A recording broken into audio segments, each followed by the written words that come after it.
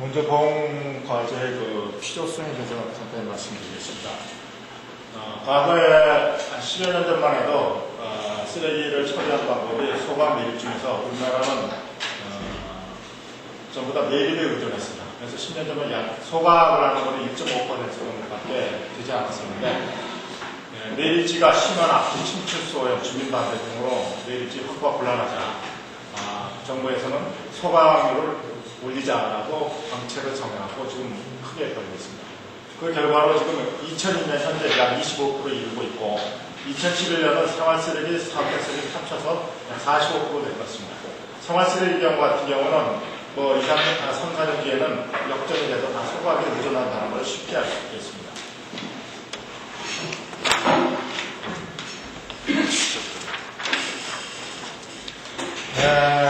그러나 이런 소각장에서 가장 문제점이 뭐냐면 나이옥신이 발생이 돼서 요즘에 매스컴에서도 많이 떠들고 있는데 이걸 어떻게 해결할 것이냐가 이제 큰 문제로 되고 있습니다.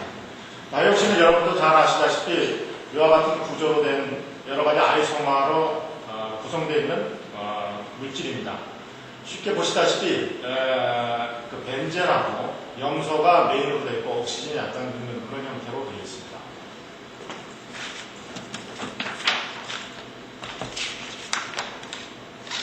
이런 다이옥신 생성 메커니즘은 아직도 굉장히 복잡하고 있어서 앞으로도 연구가 돼야 되겠지만 대표적으로 지금 알려진 바로는 드노보 신테시스를 얘기하고 있습니다. 즉 소각로의 집진기 근처에 좋은 영역에서 다음과 같이 쓰레기 중에 있는 메탈 카탈리스트가 이런 반응을 해가지고 이런 것이 촉진이 돼서 나온다고 얘기를 하고 있습니다.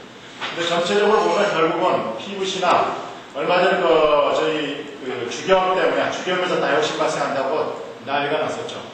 즉 결국 인간이 사람은 소금에서는 계속 CL이 발생합니다. 이게 더멀 디그레이션에 의해서 CL이 발생하고 모든 쓰레기, 다연성에 있는 모든 쓰레기에서 종이, 목적, 플라스틱 모든 쓰레기에서 불완전 연소에서 결국은 이 벤젠이 생깁니다. 두 개가 프로벤젠과 프로페놀이라는 프리커서를 통해서 결국은 다이옥신 발생합니다.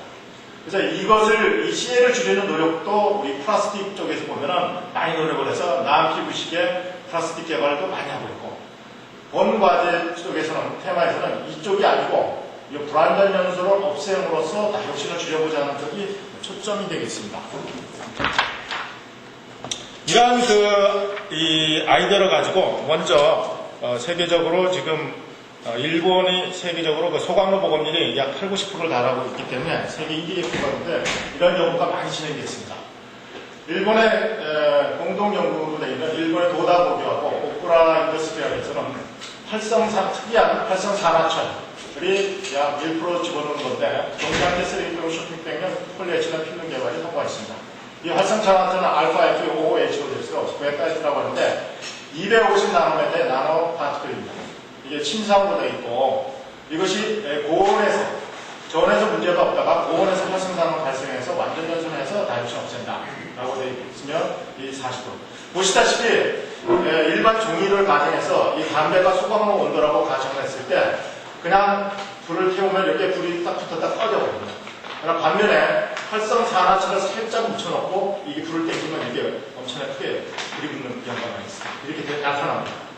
이런 연구가 있고 이런 연구에 힘입어서 현재 일본에서는 이 활성산화철을 집어넣은 이 쓰레기 봉투가 이렇게 만원치 자체에서 지금 채택이 되고 있습니다. 그래서 우리나라도 결국 이것이 벤치마킹이 돼서 채택이 되는 것이 좋지 않겠느냐 하는 것이 저입니다.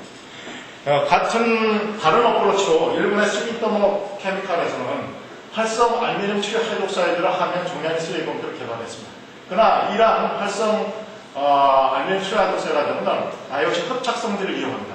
아시다시피 고온에서 흡착성질이 굉장히 떨어지는 데다가 결국 흡착돼가지고 소각 이후에 소각제가 나오는데 소각제를 또 버리면 이 다이옥신 또 물에 의해서 빗물에 의해서 용출이 되기 때문에 결국은 이 효과가 없다고 별로 높지 않다고 볼 수가 있겠습니다. 결국 이걸 개발을 해놓고 현재 일본에서도 실패를 한 케이스가 되겠습니다. 본 과제의 목적은 이러한 일본에서 개발을 통해 내용을 보고 저희 나라에서도 이게 소각로가 인프라가 증설이 되고 있기 때문에 늘어나고 있기 때문에 나이시 가스 업체 종량 쓰레기봉투 쪽 폴리에틸렌 필름은 국산화한다는 것입니다. 그래서 형태는 활성산화제 방향 폴리에틸렌 형태이고 물성은 미니멈 생분해 종량의 쓰레기봉투보다는 높아야 되겠다. 물론 가격도 그보다는 싸야겠다. 현재는 훨씬 싼 가격으로 지금 개발이 되어 있다고 볼 수 있습니다. 나이시 가스 업체 효율 분석은 한일 간의 공동으로 지금 하고 있고요. 또 이런 메커니즘을 좀 더 해보고 이러한 것이 소각 제품이 된 중금속의 용출의 억제 효과도 있다고 지금 보여지고 있기 때문에 이거가 어느 정도 된 것이냐를 조금 더 심도 있게 조사를 해봤습니다. 실험은 다음과 같이 HDP 이 나노 사이즈의 촉매를 갖다가 분산이 굉장히 사이즈를 잡으면 어려워집니다. 마이크로 단위는 어느 정도 되지만 이제 나노 사이즈는 굉장히 어려워지고 조량을 줘갖고 표면에서 효과적으로 촉매 효과를 내기 위해서는 분산이 굉장히 중요합니다. 그래서 이러한 것을 리딩 방법으로 마스터 배치 만들고 드라이 브랜딩해서 이런 만들었습니다. 분석은 뭐 일반적인 쓰레기 봉다리니까 텐션 스트렝스 물질이 주요한데 이런 걸 했고 중요한 게 이제 다이옥신 발생에 대해서는 최근 이런 방법들이 이제 개발이 되었기 때문에 평가 방법이 굉장히 논란이 되겠는데요. 현재 지금 현재 리저너블하게 하나 제한된 겁니다. 제한된 거로는 이 폴리에틸렌 필름 전체가 일종의 쓰레기다 가정했을 때 그거를 90% 넣고 CL 소스가 있어야 하기 때문에 염소의 소스는 피우스 10중량도를 잘 섞어서 이거를 유동성 소각로에서 소각한 후 다이옥신을 갖다가 분석해서 일반 HDP하고 이게 포함된 HDP하고 상대적으로 어느 정도 효과가 있느냐 이런 방법을 해서 일본 시마추 테크놀로지 센터에서 분석했습니다.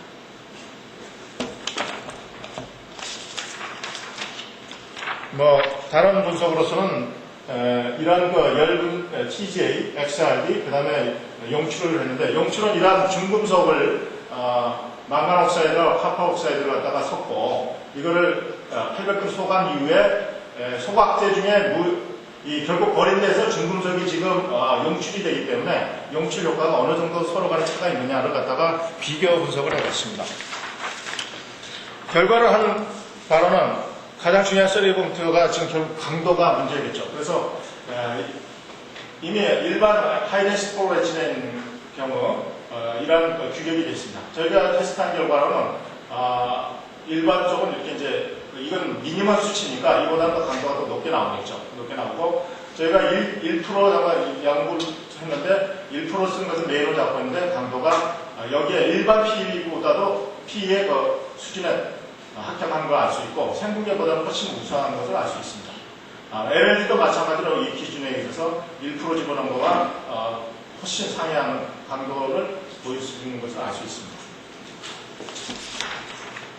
그럼 결론적으로 아까 분석 방법에서 다이옥신 발생량이 어느 정도 줄었느냐 이거는 분석했을 때 한 결과 일반 P가 1.7 나노그램 TQ가 그램당 나왔으며 활성산화철도 1.1이 나왔습니다. 그래서 저는 이걸 100으로 봤을 때 약 40% 정도가 절감입니다. 물론 산화철을 더 많이 넣으면 훨씬 더 효과가 있습니다. 그러나 이제 가격이 문제가 되기 때문에 이제 어느 정도 가격에서 이것을 전충할 것이냐 그런 포인트가 되었습니다. 일본에서 리즈너블하게 된 것은 1%라는 게 이 정도가 그것을 타겟 설정하고 있습니다. 소각열의 효과는 뭐 그렇게 많이 줄어들지는 않고 참고로 탄산가스를 쓰면 이렇게 좀 줄어든 것 같습니다. 이제 결국 이제 이런 걸 좀 더 심도 있게 분석해 보면 TJ로 봤을 때 이게 소각에서 탔을 때 결국 타가지고 이게 분해가 되려고 벤젠이 안 생기려면 완전 산화가 되려면 분해가 되려면 열분해하고 옥시데이션 두 가지 반응이 메인으로 하고 있습니다. 그래서 그런 걸 보기 위해서 일반 HDP하고 알파 FOH가 1% 포함된 HDP를 질소 분위기에서 이걸 TJ로 했을 때 이게 포함된 것이 훨씬 좀 빠르다가 결국 최종적 없어지는 건 비슷한 수준이 나옵니다. 그래서 더멀 디그레이드에서는 약간의 도움이 되겠지만 다음 표에서 보다시피 옥시데이션 부분, 에어가 들어가는 분위기에서 분석을 디그레이션으로 시킨 경우가 이 분석에서 일반 HDP는 약 40분 정도가 걸리는 반면에 이게 들어간 경우는 약 10몇 분 만에 드라마틱하게 분해가 되는 걸 알 수 있습니다. 그래서 이게 옥시데이션에 의해서 빨리 이게 분해가 됨으로써 결국은 다 줄이지 않겠느냐. 이걸 좀 더 심도 있게 분석을 해서 XRD 분석을 해봤습니다. 즉, 이 촉매가 그러면 온도별로 어떻게 변하느냐? 거기에서 결국은 그 산소가 옥시데이션이 일어나는데 산소가 진짜 발생하느냐? 그걸 보기 위해서 룸 템퍼레처에서 그 촉매를 갖다가 했을 때 이런 스트럭처가 가집니다. 여기서 온도가 올라가면서 뭘 바뀌냐면 이렇게 알파 F2O3의 헬사분할의 알파 F2O3. 물론 약간 리스처럼 생기지만 그쪽 구조로 스트럭처가 변이가 된다는 걸 알 수 있습니다. 그러다 보시 800도에 가면은 Fe3O4 큐빅 스트럭처에 가진 Fe3O4로 결정 구조가 바뀐다는 걸 알 수 있었습니다. 이걸 좀 그러면 실질적으로 모양도 사실 더 바뀝니다. 템으로 저희가 분석을 해봤는데 한 결과 상온에서는 이러한 그 침상형으로 아까 250 나노메타 사이즈의 베타이트가 온도가 이렇게 올라감에 따라서 형상이 바뀌고 마지막에 가서는 거의 뭐 원형에 가까운 정도로 되었고 구조도 바뀌고 그거에 따라서 형상도 바뀌고 이러한 것을 알 수가 있습니다. 그래서 저희가 지금 이제 이러한 것을 어떤 제한된 그 메커니즘으로는 다음 같은 것을 생각해 봤습니다. 즉, 베타이트가 그 낮은 온도에서 200몇도에서는 그 헤마타이트로 이렇게 바뀌고 그 다음에 이것이 다시 마그네타이트로 바뀌면서 옥시즌이 나온다. 이런 옥시즌이 이 촉매 서피스에서 옥시즌이 나오고 반응을 해서 오가닉 머티리얼하고 반응해서 CO2하고 H2로 변화시키고 다시 좀 남은 것이 다시 여기 채워져서 계속 리버시블하게 된다. 물론 이제 부족해지면은 뭐 다 채워지지 못하겠지만 이러한 걸로 가지 않겠느냐라고 저희가 전망 제안을 해봤습니다. 또 하나는 이게 소각로에 고온에서